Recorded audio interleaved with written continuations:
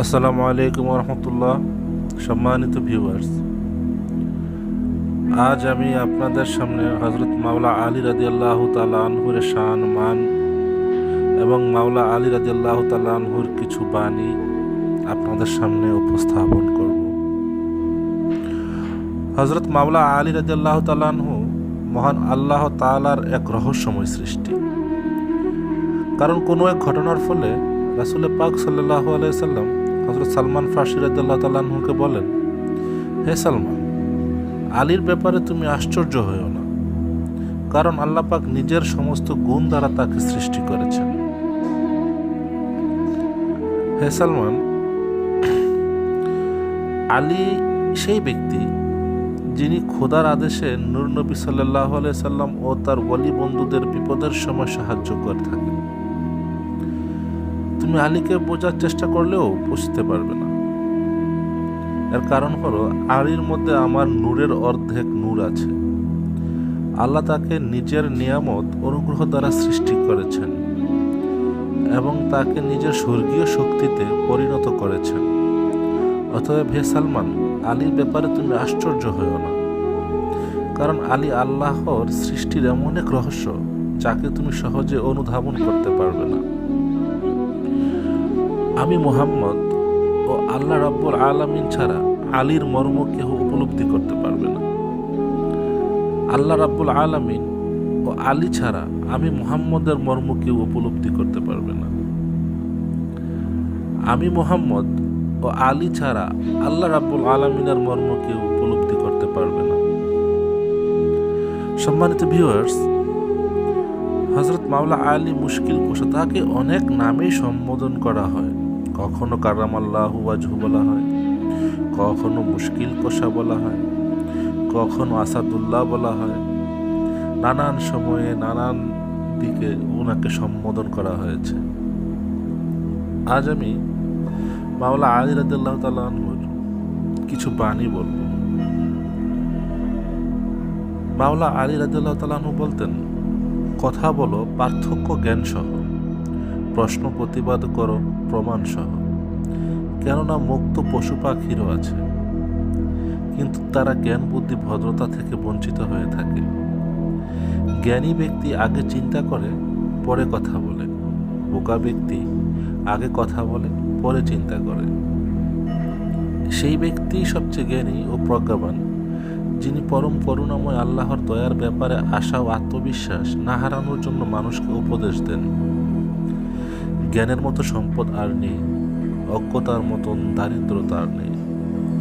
যে ব্যক্তি নিজের হিসাব নিজে নেয় সে লাভবান হয়, যে নিজেকে ভুলে থাকে সে ক্ষতিগ্রস্ত হয়, যে ভয় পায় সে নিরাপদ হতে পারে, যে উপদেশ গ্রহণ করে সে বিচক্ষণ হয়, আর যে বিচক্ষণ হয় সে বোধ লাভ করে, আর যে বোধ শক্তি লাভ করে সে জ্ঞানের অধিকারী হয়। যে ব্যক্তি কোরআন বুঝতে পেরেছে তার হাতে সকল জ্ঞানের চাবি এসে গেছে। হযরত আলী রাদিয়াল্লাহু তাআলা আনহু মৃত্যু সম্পর্কে বলেছেন, প্রস্থান অর্থাৎ দুনিয়া থেকে চলে যাওয়া অতি নিকটে।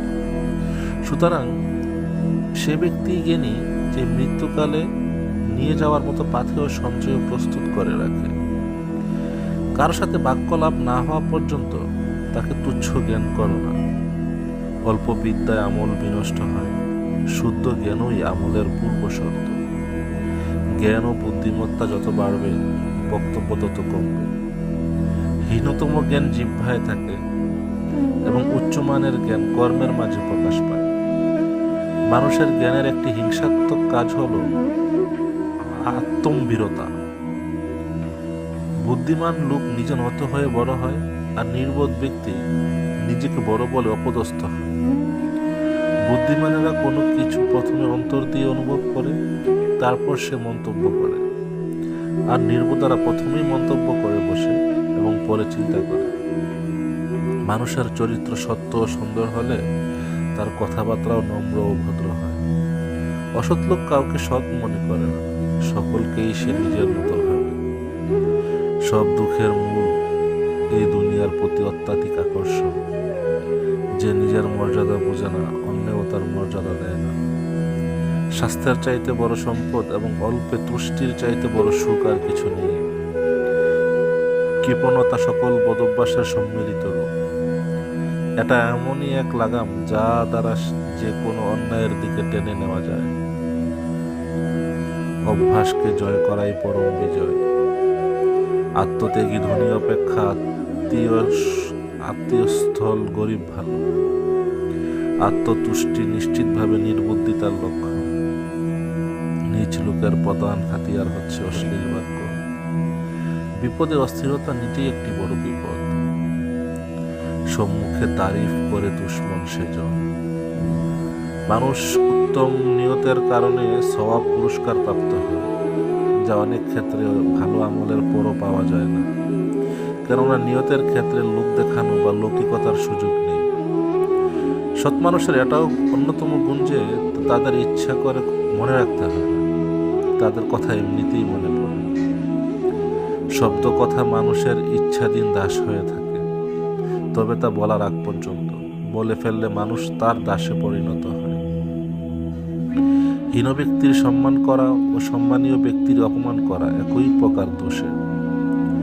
সততার মাধ্যমে একজন নিরীহ প্রকৃতির লোকও যে মর্যাদার অধিকারী হয়, বুদ্ধিমানেরা রকমারি কলা কৌশল প্রয়োগ করেও তার নিকটে পৌঁছতে পারে না।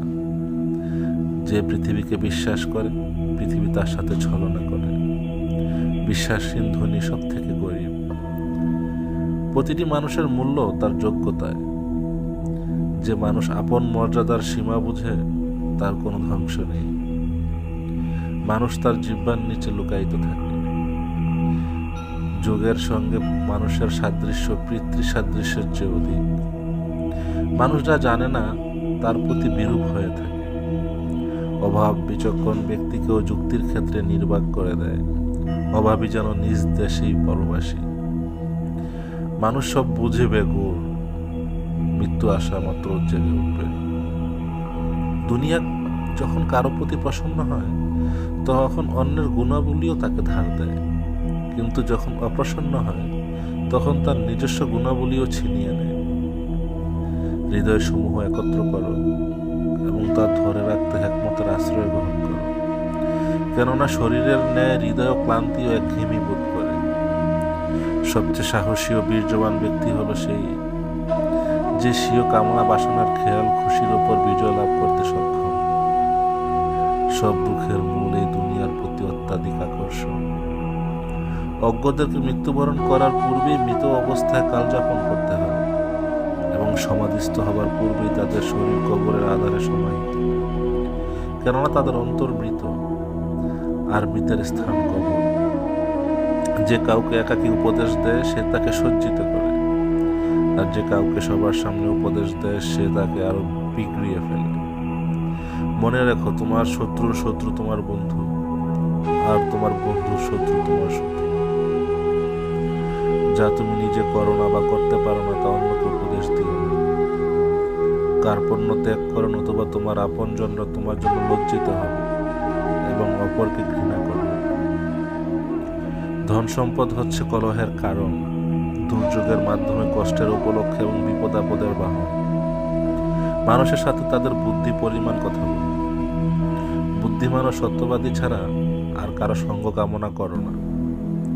পূর্ণ অর্জন অপেক্ষা পাপ বর্জন শ্রেষ্ঠতর। যা সত্য নয় তা কখনো মুখে এনো না, তাহলে তোমার সত্য কথাকেও লোকে অসত্য বলে মনে করো। বড়দের সম্মান করো, ছোটরা তোমাকে সম্মান করবে। মন্দ লোক অন্যদের সম্পর্কে ভালো ধারণা করতে পারে না, সর্বোচ্চ সে তাদেরকেও নিজের মতো মনে করে। তোমার যা ভালো লাগে তাই জগৎকে দান করো, বিনিময়ে তুমিও অনেক ভালো জিনিস লাভ করবে। অনুশোচনা খারাপ কাজকে বিলুপ্ত করে, আর অহংকার ভালো কাজকে ধ্বংস করে। অনর্থক কামনা নিজেই একটি ধ্বংসাত্মক সঙ্গী, আর বদভ্যাস সৃষ্টি করে একটি ভয়াবহ শত্রু। গোপন কথা যতক্ষণ তোমার কাছে আছে, সে তোমার বন্দী, কিন্তু কারো নিকট তা প্রকাশ করা মাত্রই তুমি তার বন্দী হয়ে গেলে। ছোট পাপকে ছোট বলিয়া অবহেলা করিও না, ছোটদের সমষ্টিই বড় হয়।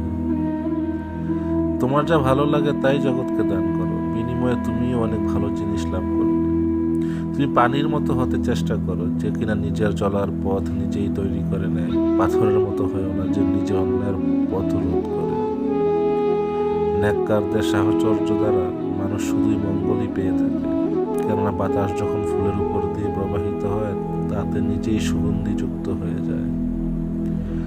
কখনো কারো সামনে নিজের সততা ভালো হওয়ার কথা বলবে না, কেননা তোমার প্রতি যার বিশ্বাস আছে তার কাছে তেমনটির প্রয়োজন নেই, আর তোমার প্রতি যার ভক্তি বিশ্বাস নেই সে তা মেনে নিবে না। জীবজন্তুর মাঝে থাকে প্রবৃত্তি, কামনা, এবং ফেরেশতাদের মধ্যে থাকে বুদ্ধি, বিবেক, কিন্তু মানুষের মধ্যে থাকে উভয়টি। মানুষ যদি বিবেক বুদ্ধিকে চেপে যায় পশু হয়ে যায়, আর যদি প্রবৃত্তি কামনা বাসনাকে চেপে যায় ফেরেশতা সম হয়ে যায়। জীবনযাপনকে প্রয়োজনের মধ্যে সীমিত রাখো, শখ বাসনার দিকে নিয়ে যাবে না। চাহিদা একজন ফকিরেরও পূর্ণ হয়ে যায়, আর শখ বাসনা একজন রাজা বাদশারও পূর্ণ হয় না। কোনো মানুষের ভালো বা গুণের কিছু জানলে তা বলো, প্রকাশ করো, কিন্তু কোনো ত্রুটি পেলে সেক্ষেত্রে তোমার নিজের গুণের পরীক্ষা বলে মনে করবে। সেসব মানুষের উপর আস্থা ভরসা রাখবে যারা তোমার তিনটি বিষয় মূল্যায়ন করে: তোমার হাসি আনন্দের ক্ষেত্রে অব্যক্ত দয়া পোষণ করে, তোমার ক্রোধের ক্ষেত্রে অব্যক্ত ভালোবাসা পোষণ করে, তোমার মৌনতার ক্ষেত্রে গোপন মুখ হিসেবে কাজ করে। অল্প দান করতে কখনো লজ্জিত হইও না, কারণ অভাবীকে ফিরিয়ে দেয়া তার থেকে বেশি লজ্জাকর। দ্রুত ক্ষমা করে দেয়া সম্মান বয়ে আনে, দ্রুত প্রতিশোধ পরায়ণতা অসম্মান বয়ে আনে। হে লেখক, তুমি যা লিখছ তার সবই একজন ফেরেশতা নজরদারি করছেন। তোমার লেখালেখিকে অর্থপূর্ণ করো, কেননা অবশেষে একদিন সব লেখাই তোমার কাছে ফেরত আসবে, এবং তুমি যা লিখেছ তার জন্য তোমাকে জিজ্ঞাসাবাদ করা হবে। অতিরিক্ত সমালোচনা করবে না। অতিরিক্ত সমালোচনা ঘৃণা এবং খারাপ চরিত্রের দিকে এগিয়ে নিয়ে যায়। কারো অধঃপতনে আনন্দ প্রকাশ করো না, কেননা ভবিষ্যৎ তোমার জন্য কি প্রস্তুত করে রেখেছে সে সম্পর্কে তোমার কোনো জ্ঞানই নেই। রেগে যাবার সময় এক মুহূর্তের ধৈর্য রক্ষা করে পরবর্তী সময়ের মুহূর্তে হাজার মুহূর্তের অনুশোচনা থাকে। আপনার দ্বারা নেক কাজ সাধিত হলে আল্লাহ তাআলা প্রশংসা করুন, এবং যখন অসফল হবেন তার কাছে ক্ষমা প্রার্থনা করুন। লোকের সমস্ত দোষ ত্রুটির উপর আল্লাহ পর্দা দিয়ে রেখেছেন, তা তুমি প্রকাশ করার চেষ্টা করো না। আপনার দ্বারা নেক কাজ সাধিত হলে আল্লাহ তাআলার প্রশংসা করুন, এবং যখন অসফল হবেন তার কাছে ক্ষমা প্রার্থনা করুন। আল্লাহ যখন তোমাকে স্বাধীন বানিয়েছেন তখন তুমি অন্যের গোলাম হও না। আমি তোমাদেরকে 5টি বিষয় বলে দিচ্ছি, যদি তোমরা উঠে চড়ে দ্রুততা খুঁজে নাও তবে আর সুফল পাবে।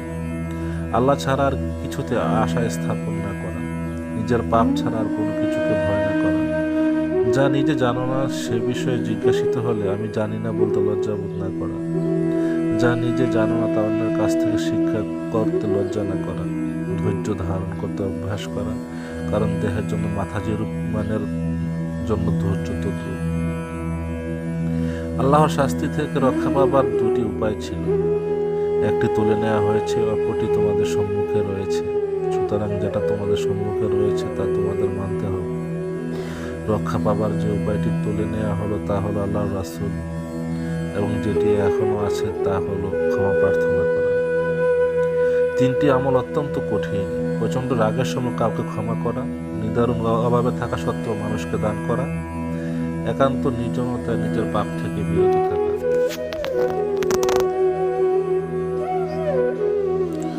লোকে তোমার প্রশংসা করলে খুশি হইও না, লোকে তোমার নিন্দা করলেও দুঃখ পেও না, কারণ লোকের কথায় কয়লা কখনো শোনা হয় না। তুমি জান্নাত চেও না, বরং তুমি দুনিয়াতে এমন কাজ করো যেন জান্নাত তোমাকে চায়। স্বপ্ন আর আকাঙ্ক্ষার উপর ভরসা করে বসে থেকো না, কারণ এটা হলো মূর্খ মানুষের পুঁজি। অন্তরে যাই গোপন করে তা তার জিহ্বার ফাঁকে বের হয়ে পড়ে, এবং মুখমণ্ডলের অভিব্যক্তিতে ধরা পড়ে। তোমাদের কেউ যেন আপন প্রতিপালক ছাড়া অন্য কারো আশা না করে, এবং তার শাস্তি ছাড়া অন্য কিছুকে ভয় না করে। তোমাদের কেউ যেন যা জানে তা শিখতে এবং না জানা বিষয়ে জিজ্ঞাসিত হলে জানি না বলতে সংকোচ বোধ না করে। অভিজাত লোকের হামলা সম্পর্কে সতর্ক হও যখন সে ক্ষুধার্ত হয়, আর ইতর লোকের হামলা থেকে সতর্ক হও যখন সে পূর্ণ উদর হয়। 5টি জিনিস খুব খারাপ: আলেমের খারাপ কাজ, শাসকের লালসাবৃত্তি, বৃদ্ধের জেনাকারিতা, ধনীর কৃপণতা, নারীর নির্লজ্জতা। সম্মানিত ভিউয়ার্স, আজ এ পর্যন্তই। হযরত মাওলানা আলী রাদিয়াল্লাহু তাআলা আনহুর বাণী আগামী পর্বে আমরা আরো বিস্তারিত আকারে তুলে ধরব। সে পর্যন্ত ভালো থাকুন, সুস্থ থাকুন। আসসালামু আলাইকুম ওয়া রাহমাতুল্লাহি ওয়া বারাকাতুহু।